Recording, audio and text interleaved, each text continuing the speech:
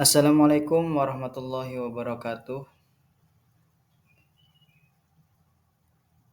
Selamat datang di rekaman video pertama kami dan mudah-mudahan rekaman ini selalu bermanfaat bagi kita semua dalam rangka belajar atau bimbingan mengenai tes P3K Guru PAI pada tahun ini dan semoga teman-teman yang nonton terpilih dan lulus P3K di tahun ini.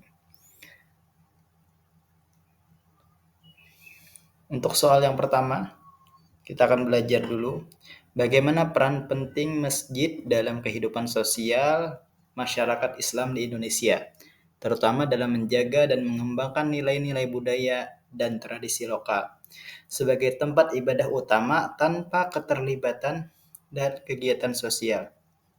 B. Sebagai pusat pendidikan dan pembinaan umat termasuk pelestarian budaya lokal. C. Sebagai tempat untuk kegiatan politik dan kampanye. D. Sebagai pusat perdagangan dan ekonomi masyarakat. E. Sebagai tempat pertemuan sosial tanpa fungsi keagamaan. Jadi jawaban yang benar adalah B. Sebagai pusat pendidikan dan pembinaan umat termasuk pelestarian budaya lokal. Jadi, masjid memiliki peran yang sangat penting dalam kehidupan sosial bermasyarakat Islam di Indonesia. Selain sebagai tempat ibadah, masjid juga berfungsi sebagai pusat pendidikan dan pembinaan umat. Di masjid, kegiatan seperti pengajian, diskusi agama, pendidikan anak-anak sering diadakan. Selain itu, masjid juga sering digunakan untuk kegiatan sosial dan budaya yang mendukung pelestarian nilai-nilai dan tradisi lokal. Seperti perayaan hari-hari besar Islam dikombinasikan dengan adat setempat. Melalui peran ini, masjid membantu menjaga dan mengembangkan nilai-nilai budaya dan tradisi lokal dalam bingkai Islam. Kemudian soal yang kedua, bagaimana Islam mendorong integrasi budaya lokal dalam praktik keagamaan tanpa mengkompromikan prinsip-prinsip syariat? A.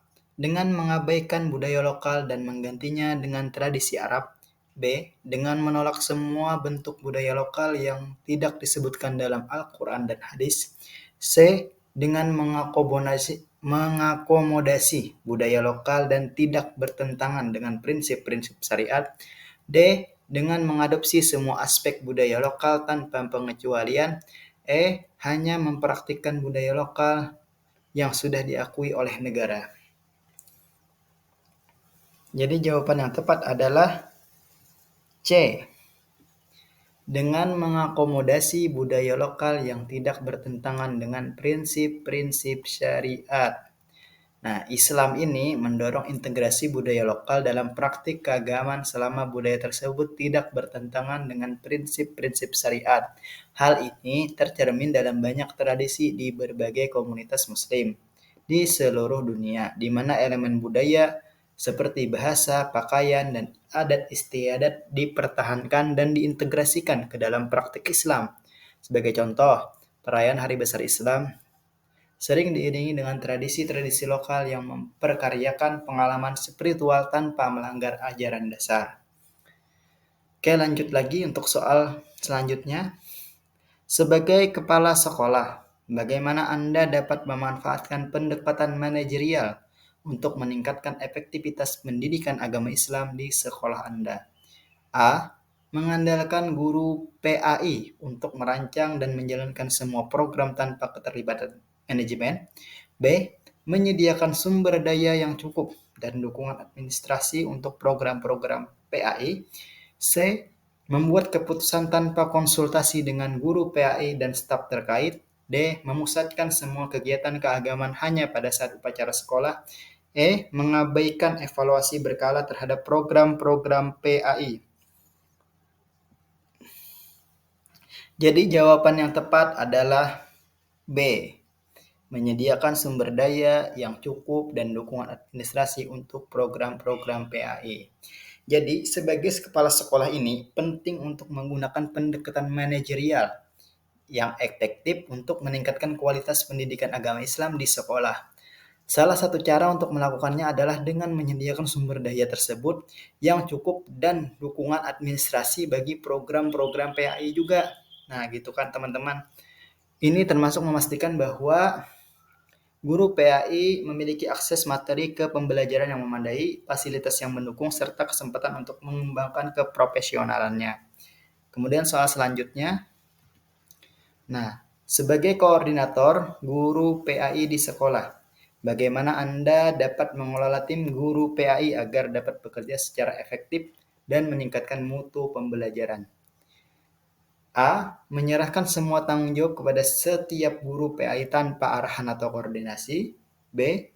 Melakukan monitoring dan evaluasi rutin serta menyediakan pelatihan untuk meningkatkan kompetensi guru PAI. C. Membiarkan guru PAI bekerja sendiri-sendiri tanpa kolaborasi atau diskusi. D. Mengabaikan kebutuhan dan masukan dari guru PAI terkait metode pengajaran. E. Memfokuskan perhatian hanya pada kegiatan administrasi tanpa memperhatikan kualitas pengajaran. Jadi jawaban yang tepat adalah B. Melakukan monitoring dan evaluasi rutin serta menyediakan pelatihan untuk meningkatkan kompetisi guru PAI. Nah, pembahasannya adalah sebagai koordinator penting untuk mengelola tim dengan baik agar meningkatkan mutu pembelajaran tersebut. Melakukan monitoring, evaluasi, dan identifikasi kekuatan dan kelemahan proses pembelajaran serta memberikan umpan balik yang konstruktif kepada guru PAI. Selain itu, menyediakan pelatihan secara berkala membantu meningkatkan kompetensi guru dan metode pengajaran dan pemahaman materi. Kemudian lanjut soal yang selanjutnya. Nah, seorang guru PAI atau guru PAI, bagaimana cara Anda menggunakan teknologi untuk meningkatkan efektivitas pembelajaran Al-Quran di kelas? Tentunya di tahun ini mungkin banyak soal-soal tentang teknologi ya, teman-teman. Jadi fokus pembelajaran itu, jadi kita menjadi guru itu harus yang berkompeten di masa sekarang. Itu banyak. Lebih-lebih tentang teknologi. Lanjut. A. Menggunakan presentasi PowerPoint tanpa melibatkan interaksi siswa. B. Menggunakan aplikasi tajwid interaktif untuk membantu siswa memahami cara membaca Al-Quran dengan benar. C. Mengandalkan buku teks saja tanpa menggunakan teknologi tambahan. D. Membiarkan siswa belajar Al-Quran secara mandiri tanpa bimbingan. E. Menggunakan video tanpa memberikan penjelasan tambahan.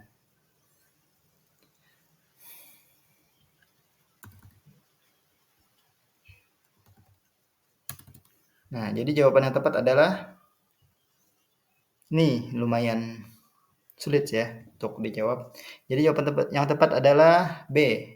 Menggunakan aplikasi tajwid interaktif untuk membantu siswa memahami cara membaca Al-Quran dengan benar. Nah, jadi pembahasannya adalah penggunaan teknologi dalam pembelajaran Al-Quran dapat meningkatkan efektivitas dalam pemahaman siswa.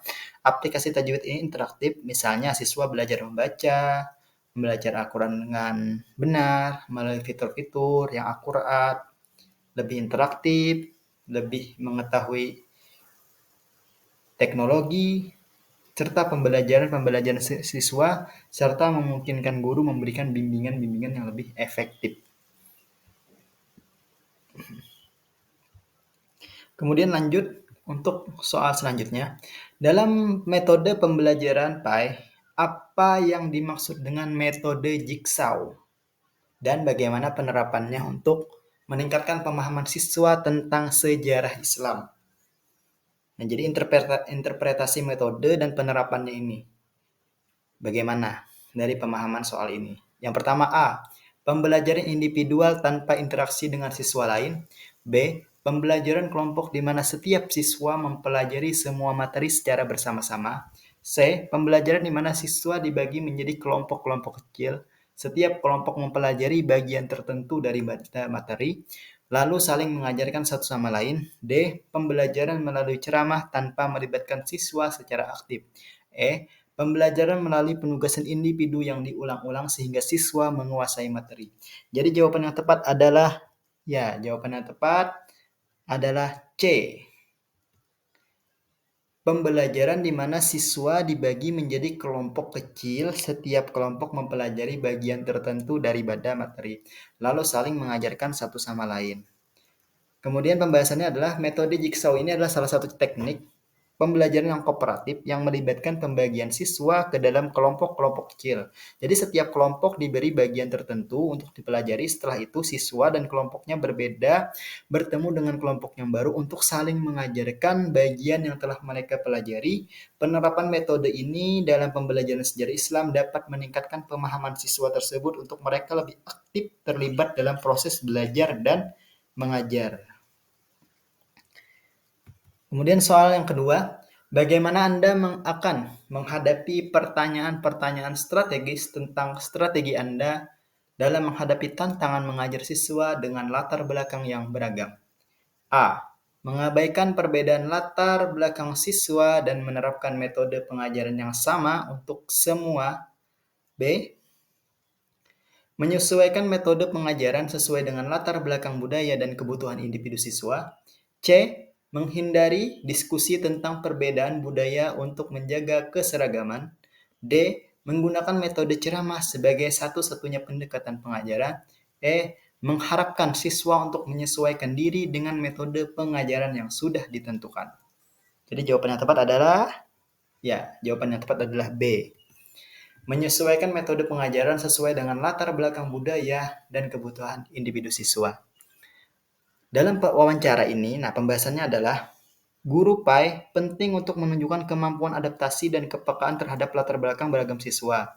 Menjawab pertanyaan ini dengan menekankan penyesuaian metode pengajaran sesuai latar belakang budaya dan kebutuhan individu siswa, menunjukkan bahwa Anda memahami pentingnya pendekatan yang inklusif dan personal dalam pendidikan. Nah, strategi ini mencakup penggunaan berbagai metode pengajaran seperti diskusi kelompok, pembelajaran berbasis proyek, dan teknologi pendidikan untuk memastikan semua siswa dapat memahami dan mengaplikasikan materi pelajaran tadi. Ya, untuk soal selanjutnya, Anda ditanya bagaimana cara Anda mengintegrasikan nilai-nilai moral dan etika Islam ke dalam mata pelajaran lain di sekolah. Apa jawaban yang paling tepat? Jadi Anda ini seorang guru PAI. Bagaimana cara kita mengintegrasikan nilai-nilai moral dan etika Islam ke dalam mata pelajaran lain? Oke, langsung aja. A. Mengajarkan nilai moral dan etika Islam hanya pada saat pelajaran PAI. B. Mengintegrasikan nilai-nilai moral dan etika Islam dalam semua mata pelajaran dengan memberikan contoh-contoh konkret yang relevan. C. Menghindari integrasi nilai-nilai moral dan etika Islam dalam mata pelajaran lain untuk menjaga netralitas. D. Membatasi pengajaran nilai-nilai moral dan etika Islam hanya dalam kegiatan ekstrakurikuler. E. Menyediakan materi tambahan untuk siswa yang ingin mempelajari nilai-nilai moral dan etika Islam secara mandiri. Jadi jawabannya adalah yang tepat itu B. Mengintegrasikan nilai-nilai moral dan etika Islam dan semua mata pelajaran dengan memberikan contoh konkret yang relevan. Jadi pembahasannya adalah dalam wawancara menunjukkan kemampuan untuk mengintegrasikan tadi nilai-nilai moral dan etika Islam ke dalam berbagai mata pelajaran adalah penting. Jawaban yang paling tepat adalah mengintegrasikan nilai-nilai ini ke semua mata pelajaran dengan memberikan contoh-contoh yang relevan. Misalnya dalam pelajaran sejarah, Anda dapat mengajarkan tentang tokoh-tokoh Islam yang menunjukkan sikap jujur dan adil dalam pelajaran ilmu pengetahuan alam, dan Anda menekankan pentingnya menjaga lingkungan sebagai bagian dari ajaran Islam. Kemudian soal selanjutnya, dalam mengajarkan konsep tauhid kepada siswa, mana dari berikut ini yang paling tepat untuk menjelaskan arti dan penerapan tauhid dalam kehidupan sehari-hari? A. Tauhid hanya mengacu pada pengakuan bahwa Allah itu ada tanpa memerlukan penjelasan lebih lanjut. B. Tauhid pengakuan akan keesaan Allah dalam segala aspek, termasuk dalam ibadah, hukum, dan kehidupan sehari-hari. C. Hanya berkaitan dengan ajaran tentang kekuasaan Allah dalam aspek spiritual saja. D. Tauhid adalah pengakuan akan keberadaan Allah tetapi tidak perlu diterapkan dalam tindakan nyata. E. Tauhid hanya berfokus pada pengakuan bahwa Muhammad adalah utusan Allah. Oke, jawaban yang benar adalah B. Tauhid berarti pengakuan akan keesaan Allah dalam segala aspek, termasuk dalam ibadah, hukum, dan kehidupan sehari-hari. Konsep tauhid adalah inti dari ajaran Islam yang menyatakan keesaan Allah dalam segala aspek kehidupan. Pengajaran tentang tauhid harus mencakup pemahaman bahwa keesaan Allah tidak hanya diterima secara teoritis, tetapi juga diterapkan dalam semua aspek kehidupan, termasuk ibadah, hukum, interaksi sehari-hari. Penjelasan ini membantu siswa memahami tauhid mempengaruhi seluruh cara kehidupan seorang muslim, mulai dari cara mereka beribadah hingga bagaimana mereka membuat keputusan sehari-hari berdasarkan ajaran Islam. Kemudian selanjutnya, mungkin ini soal terakhir ya untuk pertemuan kali ini. Apa makna prinsip amanah dalam ajaran Islam dan bagaimana penerapannya dalam kehidupan sehari-hari?